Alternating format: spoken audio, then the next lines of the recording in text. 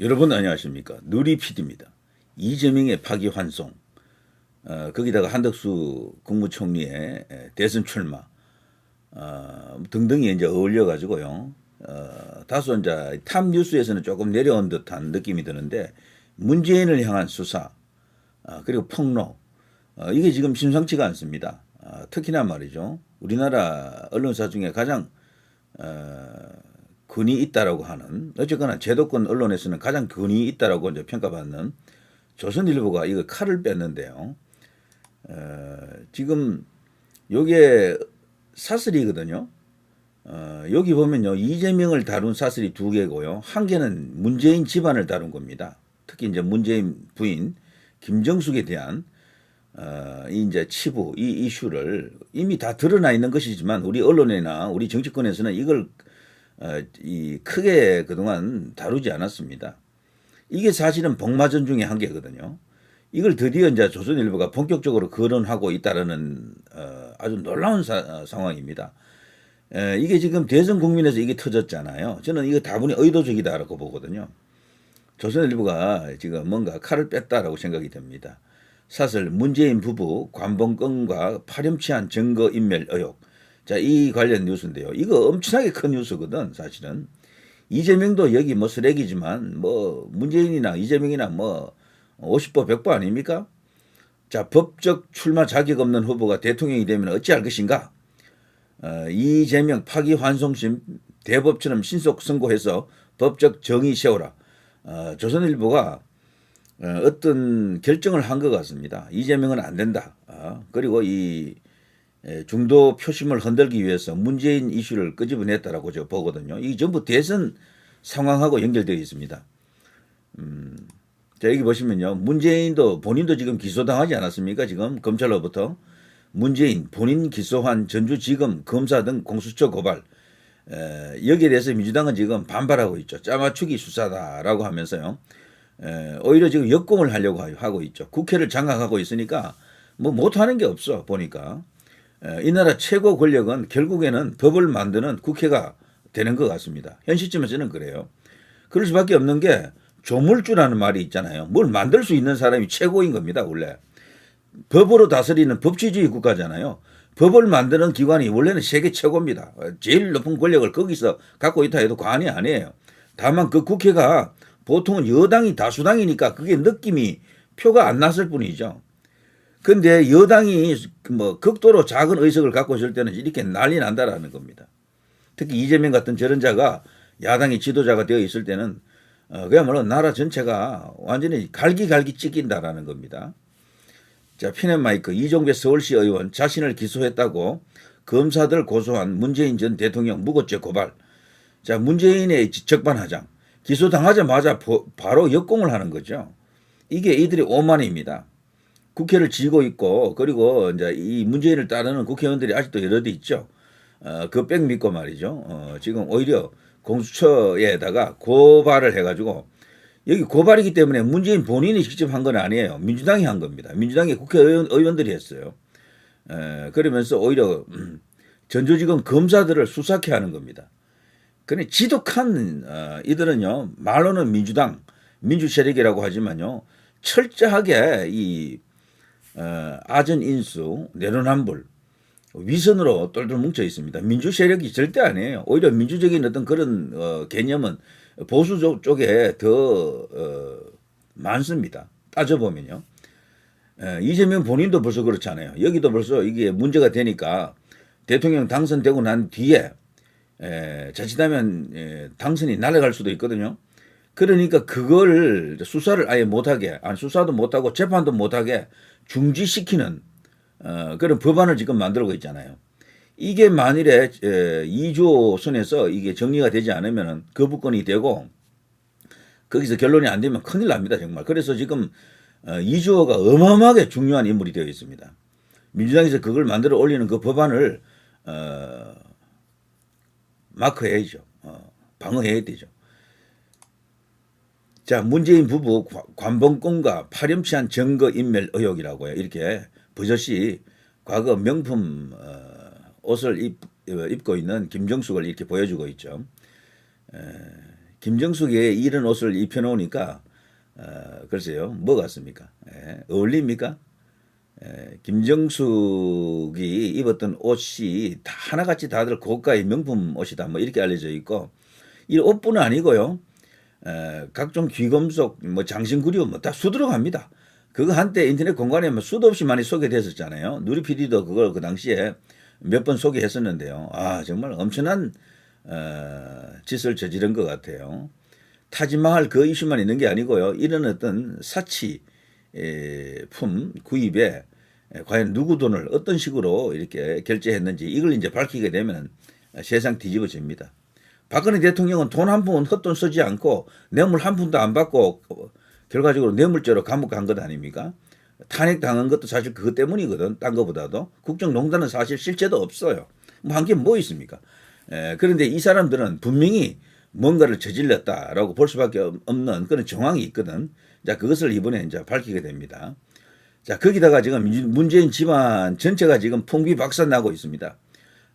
청특감반이 먼저 월급을 일단 주고 체류비 액수 전달 문다혜가 결정했다. 자, 이런 식으로 이제 여기 이제 문다혜에 대한 어떤 그 폭로도 계속해서 이어지고 있죠. 이게 이제 보수 언론들이 주도하고 있습니다. 요건 중앙일보고요. 동아일보, 중앙일보, 조선일보 전부 다 이 문재인 이슈에 대해서 이제 발을 담그기 시작했다라고 이제 보여집니다. 이건 오래전에 벌써 알려진 이야기지만 덮어주고 있었죠, 그동안. 이런 것을 요즘 새삼 거론하는 이유가 뭐겠습니까? 결국에는 대선 때문입니다. 대선. 자, 김정숙 여사 옷값 180벌 4억 원 추산, 관봉권으로도 결제. 관봉권이라는 게 뭐겠습니까? 이게 띠지가 둘려진 한국은행에서 나온 새돈이죠, 새돈. 이거는 일반인들은 보기도 힘들어요. 여기는 한 번도 사용 안 한 돈이거든. 그래, 은행에서 은행으로 가는 돈이야, 이거는. 그런데 이 돈을 갖고 결제를 했다라는 거죠. 결제 한 번씩 할 때마다 1,000만 원 이상 큰 돈으로 결제했다 그러죠. 이런 식으로 결제했다라는 것은 이건 명백하게 뭔가 불합리한 뭐가 들어간 거죠. 범죄 혐의가 있는 것입니다. 경찰 전 청와대 직원 진술 자료 확보했고요. 그래서 얼마 전에 이 옷값이라든가 이런 것 등에 대해서 현재 경찰이 압수수색 지금 들어가고 있죠. 법원에서 그걸 허용했더라고요. 그래서 지금 양산이 지금 발칵 뒤집어졌습니다. 난리 났죠. 그래서 지금까지는 뭐 양산 거사 신용을 하면서 거기 뭐 또 서점을 하나 차려놓고 돈벌이 하고 있으면서 그냥 세워라 내어라 그냥 즐기고 있었죠. 이제 근데 전방위적으로 지금 압박이 들어가는 겁니다. 전방위적으로. 거기다가 지금 조선일보에서 이런 식으로 관봉권을 이제 본격적으로 이 옷값 같은 이런 비리를 본격적으로 지금 터치하는 겁니다. 난리 났겠죠. 이렇게 되면은. 자, 2021년 11월 4일 유럽 순방 중인 문재인과 김정숙이 헝가리 부다페스트 국제공항에서 인사하는 모습이라고 하네요. 김정숙이 당시 입은 갈색 투피스 정장은 국내 유명 브랜드 M사 제품. 경찰은 김 여사 측이 이 브랜드 매장에서 이른바 관봉권으로 옷값을 치른 것으로 확인. 뭐 빼박입니다, 이거는. 그러니까 이것을 대통령 기록물에 집어넣어 놓고 아예 모르게 감쪽같이 숨겨놓고 있었죠. 이거를 지금 압수수색 들어가는 거죠, 지금. 자, 김정숙이 해외 순방 등에서 이 브랜드 옷을 입은 2021년 6월에서 12월 김정숙 측은 세 차례에 걸쳐 옷값으로 3,900만 원 이상을 결제한 것으로 조사됐다. 자, 이 돈이 과연 누가 줬고 어떻게 어떤 경로를 통해서 청와대로 들어갔겠습니까? 이거는 명백하다라고 볼 수밖에 없어요. 김정숙도 이제 감옥행, 문재인도 감옥행, 포토라인에 다 써야 됩니다. 부부가 나란히 손을 잡고 그렇게 쓸 수밖에 없어요. 그리고 사위 그 문제도요. 태국으로 간 과정에서 권력이 작용했다. 당시 이제 청와대 비서실이 작용했다. 태국으로 갔다가 나중에 또 거기 문다혜의 아들이죠. 거기 또 말레이시아로 갑니다. 말레이시아에 가면 그 국제학교가 있거든요.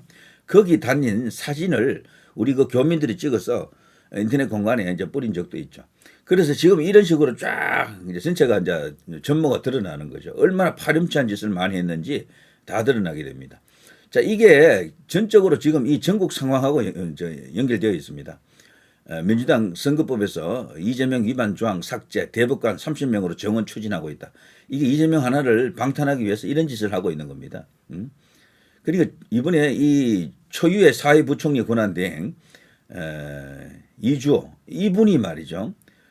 정말 뚝심과 강기로서 정말 아주 소신과 결단으로서 이 법을 막아야 됩니다. 이재명이 대통령 되고 난 뒤에 만일에 그때 최종적으로 이제 당선 무효가 될 수도 있는 그런 이제 선고가 나올 수도 있거든요. 대법원에서 최종적으로 그걸 결정할 수가 있다고요. 그럴 경우에 이재명 대통령직을 날려야 되잖아요. 그러자면 이 법이 없어야 돼. 이 법을 통과시키면은 그것도 힘들어집니다. 가장 좋은 것은 어쨌거나 이재명이 대통령 되기 전에 끝내주면 제일 좋겠지만 뭐 그것도 시도하면서 안 될 경우에는 이제 그렇게라도 이제 장치가 있어야 되는 거죠. 자, 아무튼 파기환송심 이게 지금 심상치가 않습니다. 고등법원도 지금 굉장히 서두르고 있다는 그것을 알 수가 있고 이렇게 되자 이제 민주당도 지금 뭐 뒤집어졌죠. 뭐 패닉한 상황입니다. 그래서 저들도 뭐 눈에는 눈, 이빨에는 이빨이라고 하더군요. 그야말로 속도전입니다. 정광석화 같이 지금 이재명 아웃을 지금 시키는 과정에 있다. 이렇게 볼 수가 있겠죠. 고등법원 파기환송심 첫 재판 15일 확정, 민주 대통령 되면 형사재판 중단, 대법관 14명에서 30명 개정안도 발의, 민주 대법 재편 시도, 상권 분립 흔들기, 파산 공세. 이들은요, 말로는 상권 분립이 어떻다, 뭐 민주주의가 어떻다 그러지만 완전히 여기는 권력 기생충들입니다. 그런 건 상관없어요. 나라가 어떻게 되든 자기들만 권력 쥐고 부귀 영화 누리면 그걸로 그냥 장땡이다. 자, 이런 걸 보면요. 이 재판도 그렇고 문재인에 대한 여러 가지 어떤 폭로, 문재인에 대한 수사 기소 이런 것과 이걸 한번 보십시오. 기가 막힙니다. 제가 노란색으로 여기 동그라미 치는 두 사람이 있죠. 이헌구 그리고 오경미 이 두 사람이 있잖아요.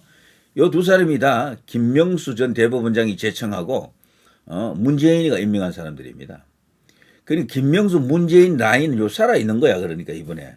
여기 10대 2 되었잖아요. 소수 의견 두 사람이 요 두 사람이거든. 나머지는요. 제청한 사람이 중요해요. 임명과 제청이 한 사람일 수도 있지만 여기 제청한 사람이 김명수, 임명, 윤석열, 오석준 이런 경우에는 다수 의견을 들었거든요. 이재명 아웃을 이렇게 선언했다고요. 조희대 역시는 윤석열 전 대통령이 임명했으니까 당연히 그렇고요. 전부 그래요. 여기 보면 조희대 제청, 조희대 제청, 조희대 제청. 김명수 제청한 권영준 요 임명을 윤석열 전 대통령이 한 거죠. 사실 임명권자보다도 제청권자가 더 중요합니다. 권영준 같은 사람은 누구 덕에 대법관이 됐다고요? 김명수 덕분에 된 거야. 여기 중간에 오른쪽에 말이죠. 권영준. 이런 식으로 김명수가 제청한 사람이 여러 있거든요. 하단에 제일 왼쪽 서경환 이런 사람들.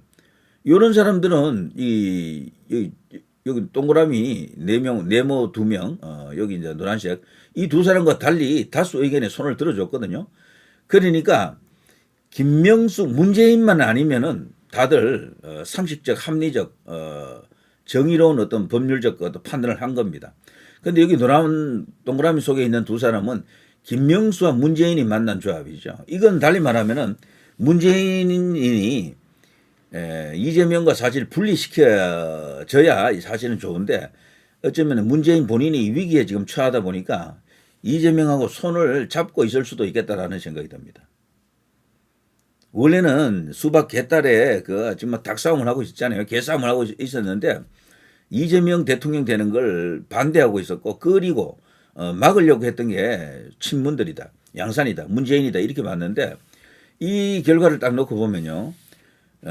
이재명과 문이 손을 잡은 것 같은 그런 느낌도 듭니다. 그래서 오히려 이제 저쪽 진영의 결속력은 더 강해졌다라고 볼 수가 있겠죠. 이제 그래서 저기에 맞상대하자면 여기도 그야말로 똘똘 뭉쳐야 됩니다. 범보수가 완성이 되어야 합니다. 단순히 보수 결집만 갖고는 안 되고 범보수 결집이 필요하겠죠. 아무튼 이 12명이 말해주는 것은요. 문재인, 김명수 조합은 살아 있었다라는 거죠. 다만 여기 김명수, 윤석열 조합에서는 이들은 상식적, 합리적 판단을 했다. 정의롭게 판단을 했다라는 걸 알 수가 있습니다. 자, 이게 전부 대선 전국에서 나온 그야말로 엄청난 뉴스들이죠. 엄청난 어떤 사건들입니다. 자, 결과가 어떻게 될까요? 이재명은 두 가지 경우의 수가 있습니다. 일단 무죄는 생각할 수도 없고요. 당선 전에 끝난다. 그렇게 하자면은 막 어마어마하게 빨리 그냥 초스피드로 한번 이렇게 법정 한번 열고 말이죠. 뭐 바로 그냥 끝을 내버려야 돼. 그 뭐 바로 그냥 끝에 이제 길 잡아가지고 끝내고 이렇게 해야 되고요. 그리고 저쪽으로 이제 대법으로 올리자마자 대법원에서는 받자마자 바로 그냥 상고 기각을 또 재상고가 되겠죠. 재상고 기각시켜가지고 그냥 끝내는 이런 케이스인데 그거는 그야말로 완전히 이재명 아웃을 외치는 쪽에서 극단적인 희망 회로죠. 이제 그렇게 되길 바라고요. 그게 안 됐을 때는 대통령 당선된다 하더라도 나중에 불과 한두 달밖에 대통령 못하는 그런 상황을 만들어야 되죠. 그때도 아마 저들은 엄청나게 버틸 겁니다. 왜냐하면 법 조항에 명백하게 그게 그 조문화되어 있는 게 없어요. 이렇게 이제 상당히 성문화되어 있는 게 없다 보니까 분명히 아마 저들은 그런 조항이 없다라는 조문이 없다라는 그걸 이유로 막 이렇게 내란 비슷한 그런 어떤 소요 사태를 일으킬 겁니다. 거기에 대응해서라도 우파 결집 이런 것은 절대적으로 필요하겠고요. 저는 개인적으로 대법원에서 아웃을 최종적으로 결정하게 되면 이재명은 날아간다고 봅니다. 그때는요 공권력이 이재명 편을 안 들 거예요. 군이라든가 경찰이라든가 이런 어떤 공권력을 쥐고 있는 쪽에서 국가 권력을 이렇게 지탱하는 가장 큰 무력이죠. 무력을 가진 쪽에서 결국에는 법의 편을 들 것으로 저는 그렇게 봅니다. 때문에 이재명 방탄을 위한 새로 만드는 법이 있잖아요. 대통령이 딱 당선되는 순간 모든 재판 중지 저것만큼은 어떤 수를 써서라도 막아야 되는 거죠. 지금 뭐 바둑이나 장기를 뜰 때요. 핵심적인 딱 한 수 있잖아요. 결정적인 한 수. 성패를 뒤집는 성패가 결정되는 그 한 수. 그게 바로 요거예요. 이주호가 이걸 막아내면 이 사람도 영웅이 된다. 그런데 이걸 못하면은 정말 이제 개소리 듣게 되는 거죠. 자, 누리 PD 김준혜였습니다.